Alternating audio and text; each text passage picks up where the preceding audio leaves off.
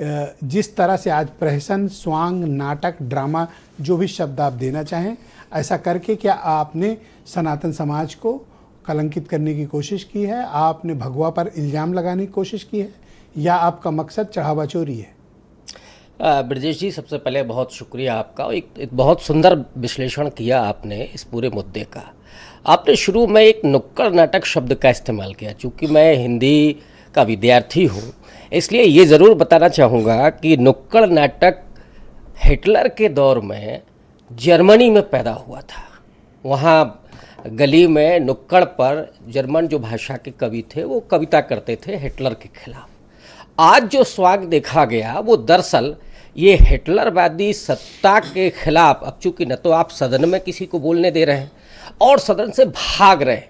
प्रधानमंत्री जी, गृह मंत्री जी कहाँ गायब हैं? जरा उनको भी देखिए, उनको ढूंढिए कि वो कहाँ गायब हैं। अब सदन चलाने की जिम्मेदारी आप कहेंगे कि साहब विपक्ष नहीं कर रहा है, तो मुझे लगता है कि बीजेपी का स्टैंड वही होना चाहिए जो दशकों से वो कहते रहे हैं कि साहब जो सदन चलाने की जिम्मेदारी है वो तो सत्ता पक्ष की होती है।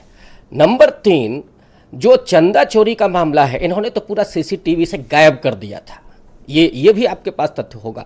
आज पप्पू यादव जी ने जो दिखाया है वो दरअसल ये बताया है कि कैसे इन लोगों ने, जो भगवा वेशधारी भी जो पॉलिटिशियन हैं, जो शातिर लोग हैं, भगवाधारी जो असल में साधु हैं, उनका बड़ा सम्मान है, पूरा देश सम्मान करता है।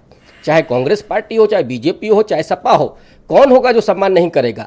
लेकिन भगवा वेश में जो लोग डकैती डाल रहे हैं वो कैसे चोरी कर रहे हैं, तो ये बताने की कोशिश देश की जनता को की गई है। और मुझे लगता है कि चूंकि इनका पूरा जो प्रकरण था वो एक्सपोज हो गया है, इसलिए अब ये भगवा की और धर्म की आड़ लेकर के बात कर रहे हैं। जी, हम लोग तो लखनऊ में है, आपका ये तरीका सही है?